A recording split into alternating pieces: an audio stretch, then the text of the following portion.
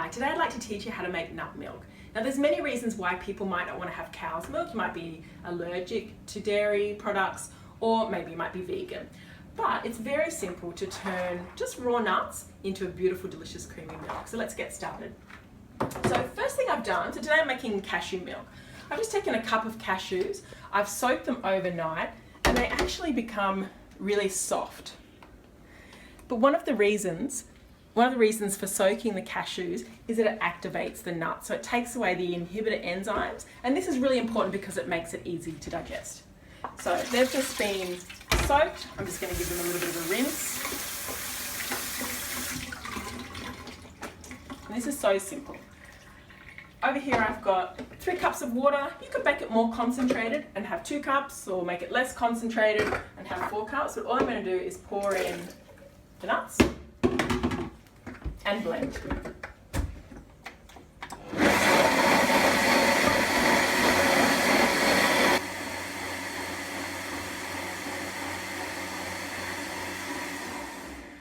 Okay, now the longer you blend them, the smoother the paste you'll get at the end. Plus, I'm going to extract more of the nutrients from the cashews.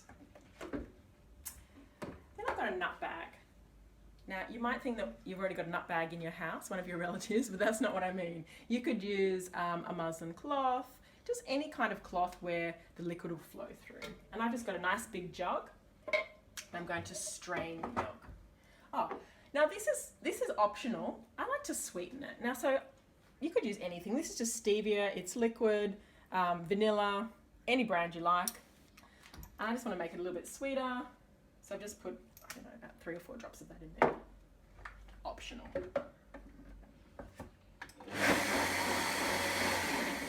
Now when you buy shop bought milk, you look at the ingredients and it actually has sweetener in it, usually some kind of sugar.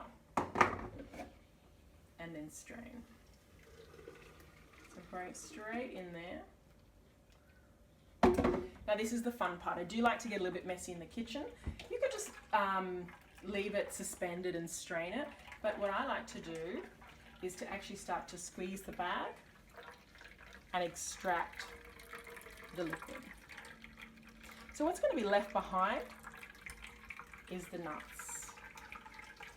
Now this nut pulp, don't throw that out. I've seen some people throw out this leftover. I don't throw out anything. You know, cashews cost a bit of money, so they can be used later on in a raw cracker or even in a dessert.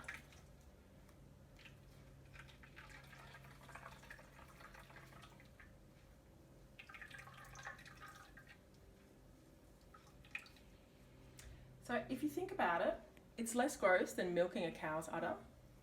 It's definitely much quicker. It's more sustainable, better for the environment.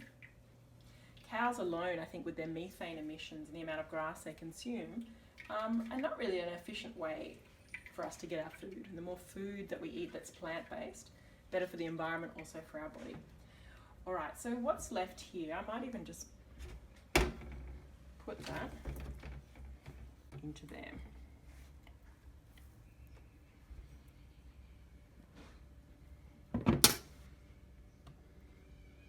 All right, now for the taste test. So let's wash my hands. So what have we got there? It's about 3 cups of nut milk. Oh, little taste test. Good. It's nice. It's creamy. And often what we do is we eat with our eyes. So when you're eliminating dairy from your meals, you benefit by replacing it with something that looks like it, that's going to do the job and is just as tasty. So you can put this in a glass jar, keep it in the jug. Oh, a bit dribbly. But because it's fresh, that's going to last for about 2 days. And that's it. Homemade cashew milk, much cheaper than buying it from the shops. You know exactly what's in it, and it's not watered down with any kind of cheap substitutes. You can make it organic by choosing organic nuts. Enjoy. Hi, today I want to teach you how to make cauliflower pizza. Now, pizza is loved all over the world, but we know it's not that good for us. First of all, you have a crust made out of white flour, yeast, and a lot of people are intolerant to gluten, and we know now that it has adverse effects on health. But the version I'm going to make you is gluten-free, and basically it's plant-based. It's made out of this delightful vegetable. So I've already washed this. I'm just going to prepare it by cutting off the stalk, removing the leaves, and then cutting it into chunks so we can food process it. We're just roughly chopping it. Just so that it's in smaller florets that can be easily processed in my food processor.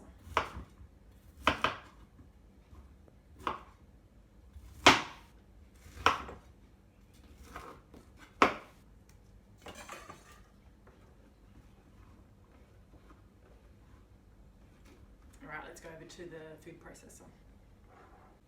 So I'm just going to place these in the food processor. I'm only going to pulse it. The same steps you would make if you're making cauliflower rice or cauliflower couscous. So put them in there.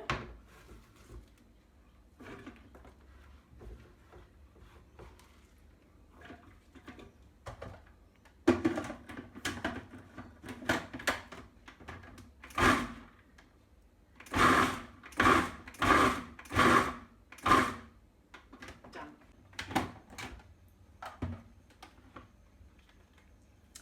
So I've just blended this until it's like a cauliflower state. Next step to do is to steam it, and then we're going to add our flavourings. So the cauliflower has just been steamed. I've placed it in here. What would have been better is if I'd added the onion to the food processor, but I'm just going to do that now, and I'm going to grate the onion. So the onion is going to provide some flavour, but it's also going to provide some more moisture. So I would like a little bit of moisture in this mix so the chia seeds can expand and do their job. More about that in a moment.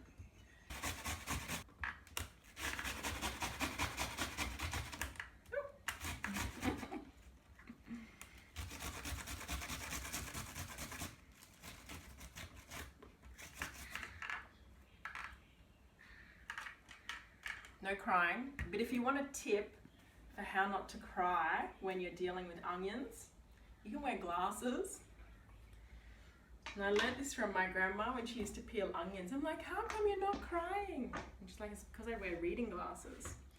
But I didn't have any of them, so I've been known to wear, if you wear your sunglasses inside, it's a little bit dangerous because it's dark.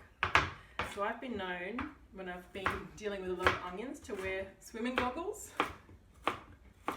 So, I don't know, should I get them out now? It's a true story. Alright, so what have I done here? I've added onion, that's going to flavour it. What else am I going to flavour this with? Some oregano. So oregano is just a great traditional Italian flavour. Maybe 1 tablespoon, 2 tablespoons, your choice. It's quite strong when it's concentrated. My chia seeds. So chia seeds are often used in place of an egg. About 1/4 cup. They swell and they absorb moisture and develop a gelatinous ring around them. So there was a little bit of water left in there from when I steamed the cauliflower. Now I like to use salt. This is a really nice Celtic sea salt or some pink Himalayan salt. This is mixed with black pepper. So I'm going to use a bit of both. The other good thing about having the salt is that it's going to draw the moisture out of the cauliflower and help it, I guess, provide more moisture for the chia seeds. Okay, probably about 2 teaspoons of salt there. Now because pizzas are cheesy in nature and we're being raw vegan, we're not having cheese, we're being dairy free, I use these great things called savoury yeast flakes. I'm a little bit teary now, I'm affected by my onion.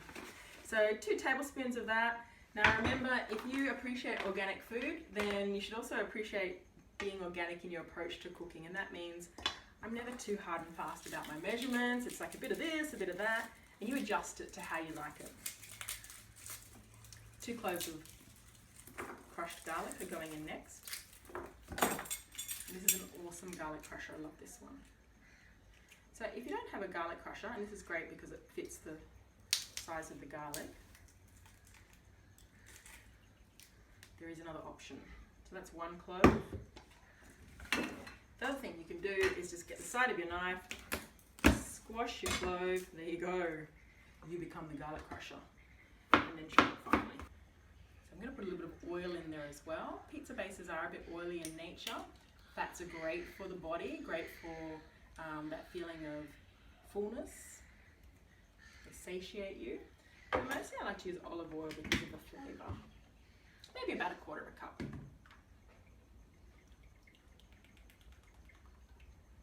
So the fun part is getting there with your hands and mixing it. So I'm just going to get it started. Now this is a pretty big cauliflower, so just looking at this mix, I'm going to be inclined to maybe use a little bit more chia seed. Oh, and then a good idea that I thought before, earlier we made some almond milk, some cashew milk, and here's the leftover pulp. So rather than waste it, I think I might just throw it in here. Okay, you can experiment. And actually I just feel a bit inclined, a bit impressed to put a few more chia seeds. Okay, so let the mixture cool. Once it's a little bit cooler, you can get in there and mix it with your hands, squish it through your fingertips.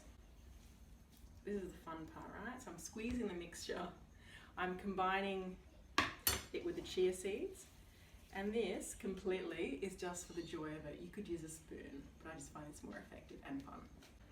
While I'm letting this cool, and also the chia seeds are absorbing the liquid so they can expand and become gelatinous, I want to talk to you about my vegetables.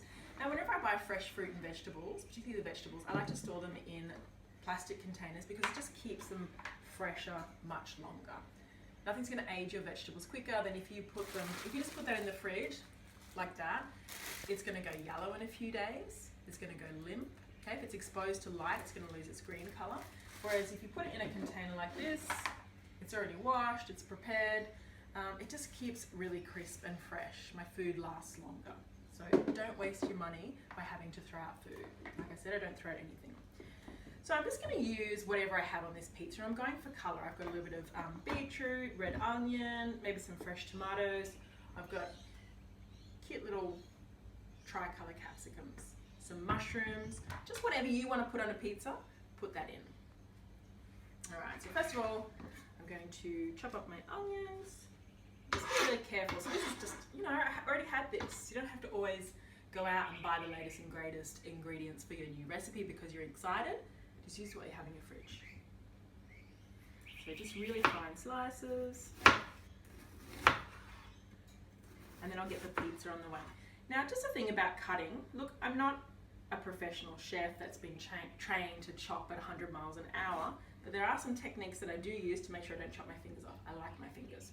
So when you're chopping with a knife, if you pull the fingers back and butt the knife up against the knuckles, that's going to help. I'm having a little bit of tricky time because I've got the end of an onion there, but that's going to protect your fingertips and it gives you an edge for where the knife has to stop.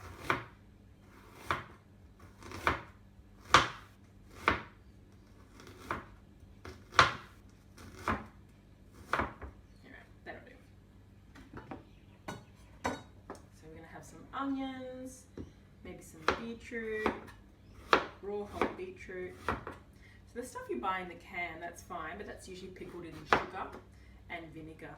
If you love that kind of flavour, which I do, I like the vinegar, you can pickle it yourself with your own vinegar, and that way you can manage to cut out the sugar and also preservatives. Fresh is best wherever possible. I advocate a raw diet, absolutely, but today this pizza is going to be cooked.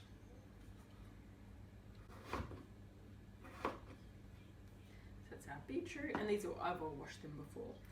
Little circles of capsicum. I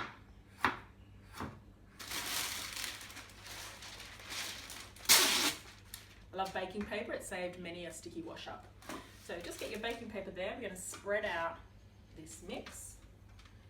Now cauliflowers come in a variety of sizes. I think a large one is like about 700 grams. Make the base as thick or as thin as you want. Another little trick that I like to do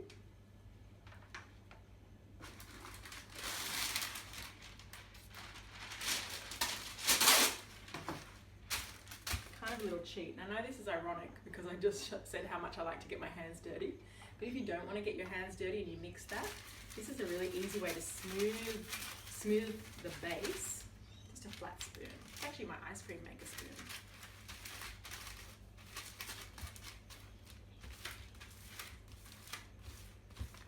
So no tossing up in the air for this pizza.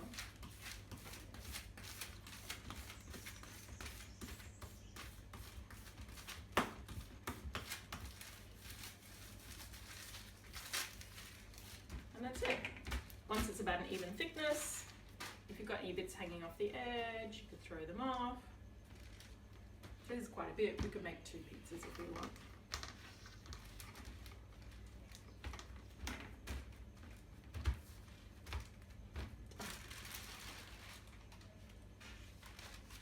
Now, if you really like a perfect edge, you could go around and make this more circular. Not necessary though. I'm only doing it because you're watching me and I'm trying to impress you. Alright, so this is going to go in the oven where it's going to dry. Now, if you wanted to make this raw, absolutely you could not steam the cauliflower. You could add a little bit more mixture to the wet mix, more chia seeds, and dehydrate it just as you would a raw cracker. So I've got a preheated oven there at 180 degrees Celsius, and that's going into the oven.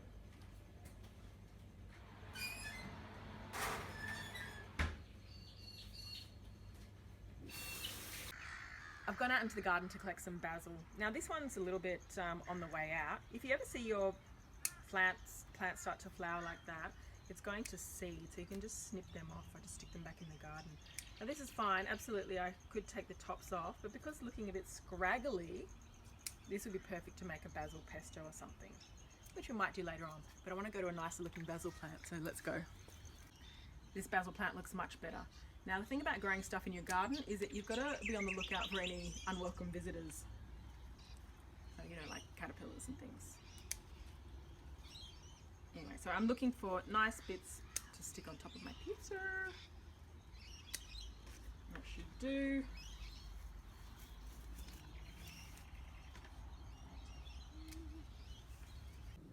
This is fresh rocket. Now, it's already been harvested so many times. I love rocket and I've been going to town eating this. So this is what the rocket leaf looks like. Delicious. I'll eat that in a minute. But see, it's getting these flowers, which are fine. It's edible. But it's on its way out. So we've planted some new rocket from seedlings. So come and have a look over here. So these are the young fresh leaves. I can't really pick too many because it's still a baby and it's still growing, but I'm just going to put a few on my pizza for some garnish. And always picking the outside leaves because the new growth is going to come from the middle. Same with the parsley. Got 2 types of parsley here. When you pick your parsley, find the plant and then pick the outside leaves because the new growth is coming from the center. That way it's going to stimulate new growth and you're not going to kill your plant. You want to eat them, but you want them to still keep growing to produce for you. Let's go back to the kitchen. While the pizza's in the oven, drying or cooking the base, I'm still prepping my vegetables. So I've got some Kalamata olives here. They've got their seeds in there. And you can buy olives without the seeds.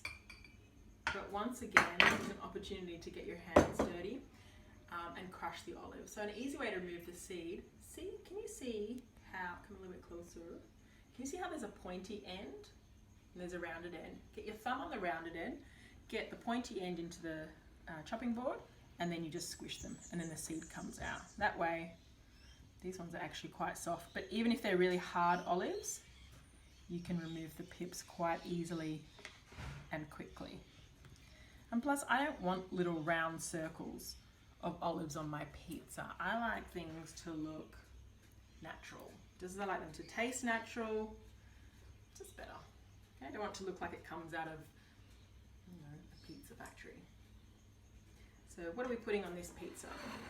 I've got mushrooms, onions, capsicums. I'm gonna have some fresh tomatoes, some passato, or just Italian tomato sauce. You can use tomato paste. After about 20 minutes, I've just taken this out of the oven. The top is dry, but the underneath is moist, so I just flipped it.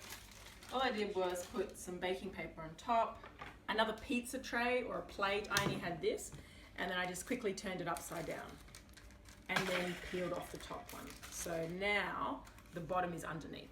I'm gonna put that back in the oven.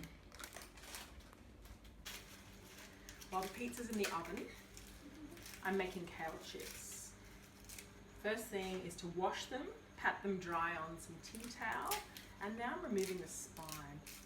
It also breaks it up into small bits. Now the reason why I thought I'd do these now is because having kale chips on the pizza is going to resemble the taste of cheese. Believe it or not, They're going to be salty, crispy, and cheesy because I'm going to put savory yeast flakes on. This is a whole bunch. Obviously, I'm not going to use that whole bunch on my pizza, but they just make delicious chips. So if you think about it, our menu for tonight is pizza, chips. We've made the cashew milk. So we could have milkshakes, but healthy ones. So all it's left to do now, break it into smaller bits.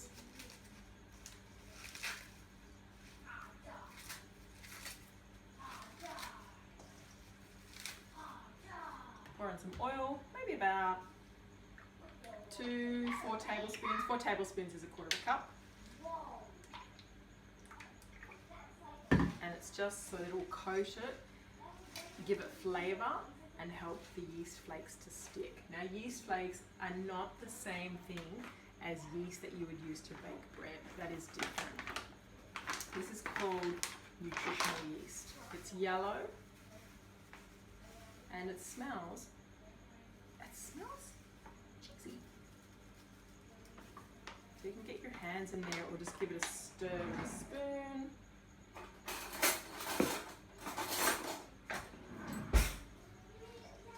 I'm not using my hands because too much of the product sticks to my hands and then I end up licking my hands, and I want it to stay on the kale.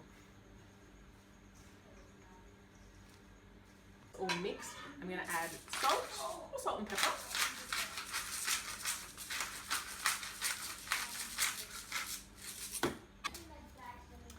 So these are just going on the tray and then put them in the oven. Already cooked. I'm just going to turn the heat up to 180 and bake them for about 15 minutes until they're crunchy.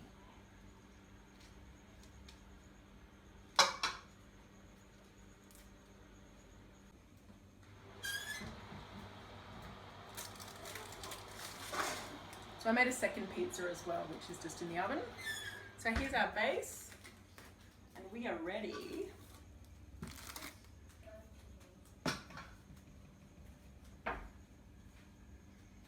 to assemble. I'm going to put a pesto sauce here. I'm just going to use this because it's traditional. So passata, I think in the States it's called marinara sauce, and it's called a Napoli sauce. So however much you like, maybe about half a cup, 3/4 of a cup. So spread that on. Oops, I'm landed on my toe.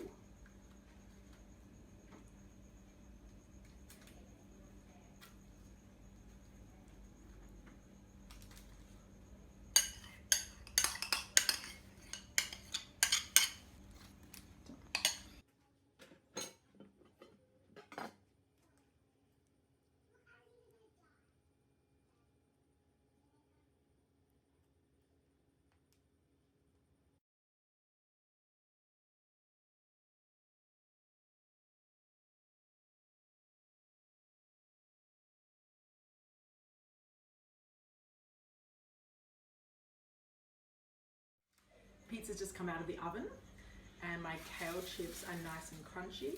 I'm just going to scatter them on. Gives it some extra dimension to the texture, and they taste so good. These are so good by themselves.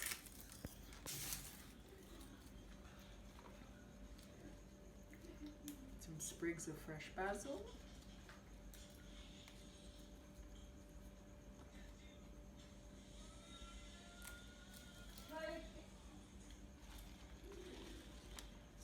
There's our rocket. And we're done. That's the pizza. So this is a pizza that any vegan would be happy to eat, any paleo person, because there's no grains whatsoever, except for you've got a little bit of macadamia nut and chia seeds to boost the protein content. Enjoy. All right, one more thing we could do to give this a little bit of a cheesy experience is to grate on some macadamia nut. Is that cool? Looks like Parmesan cheese, right?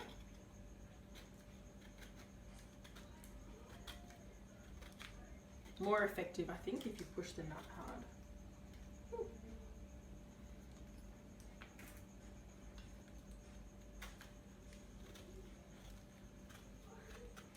think it just gives it that nice finishing touch.